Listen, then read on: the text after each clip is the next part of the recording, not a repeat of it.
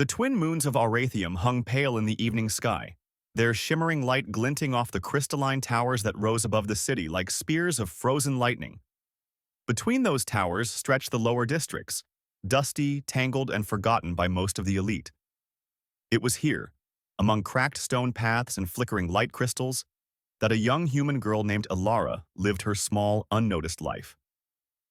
Alara had learned to make herself invisible in this place where humans were tolerated but rarely embraced. Most of the inhabitants were draconous, towering reptilian beings whose wings, scales, and fire-laced blood marked them as the ancient rulers of the continent. Humans, fragile and wingless, were considered newcomers, useful for labor, but unremarkable in all else. Alara never argued with that view. Life had taught her humility early, and hunger had reinforced it daily. But fate rarely concerns itself with how small someone believes they are. She was on her way back from the scrap vendor when she heard it. A muffled cry, thin and young, like a creature frightened beyond bearing.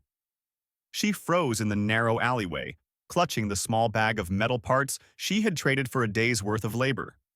The sound came again, sharper this time. A child. Alara followed the cries until she found him. A young draconess boy, no more than 6 or 7 cycles old. His scales shimmered a soft, iridescent green, still delicate with youth. One wing was curled wrong, bent at an unnatural angle beneath him, and his sharp little claws scrabbled helplessly at the ground. He must have fallen from the low, hovering platforms above the district. Even a short drop could injure a young dragon whose wings had not fully hardened. When his frightened golden eyes met hers, he flinched. Humans did not usually approach dragon children, and dragon children were rarely alone. "It's all right," Alara said softly. "I'm not going to hurt you." He whimpered, trying and failing to fold his injured wing close. Tears of liquid fire, harmless at this age, streamed down his scaled cheeks and hissed against the dusty stones. "Help!" he gasped. "Father! Father will come." Alara knew 2 things instantly. This child belonged to someone of status, and if she walked away now, no one would ever know she'd passed him by. But she also knew the chief lived near the central district, a place humans were seldom welcomed into, and certainly never allowed to approach without invitation. She stood there, heart pounding, torn between caution and conscience. Then the boy cried out again, sharp with pain. Decision became instinct. The central district was a world apart.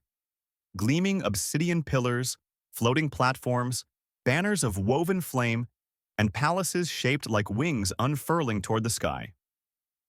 And at the heart of it all stood the hall of the Draconess High Council, where the dragon chief, Lord Varanth Bloodflame, ruled with centuries of wisdom and an iron-laced sense of honor.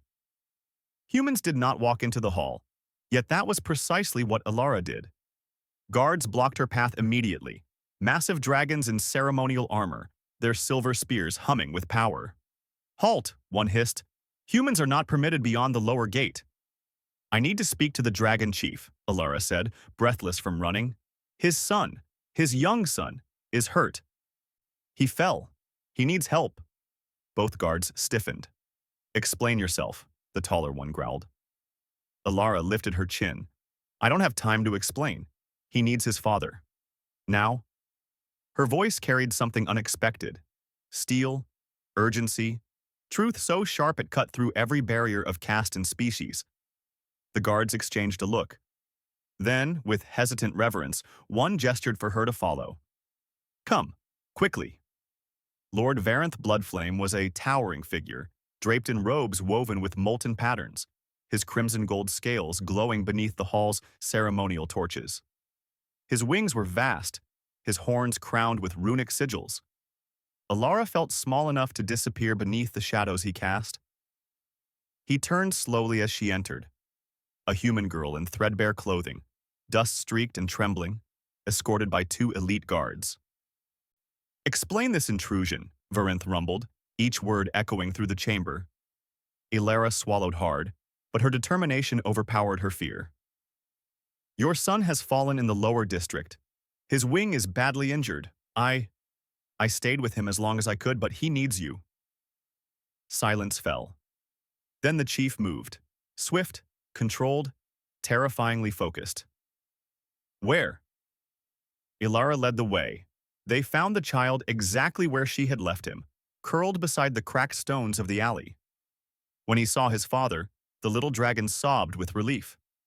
Father, I tried to fly, only a little, but the wind— Peace, my hatchling, Varanth murmured, gathering him gently into his arms. He examined the wing, nostrils flaring as he assessed the damage. Minor fracture. Painful, but it will heal. His voice shook with relief. Then he turned to Ilara. A human girl, poor, dirt-smudged, thin from hunger. Yet she had rushed into the Forbidden District, challenged guards, and spoken to the Dragon Chief himself, all to save a child not her own. Why did you help him? Varanth asked quietly. Ilara hesitated. Because he was alone and afraid, and no child deserves to suffer when someone can help. Her answer was simple, but it carried a weight older than any kingdom. Honor, compassion, humanity in its purest form. Varanth lowered his head in a gesture humans rarely witnessed. You risked punishment, even death, to save my son. That is a courage even many dragons lack.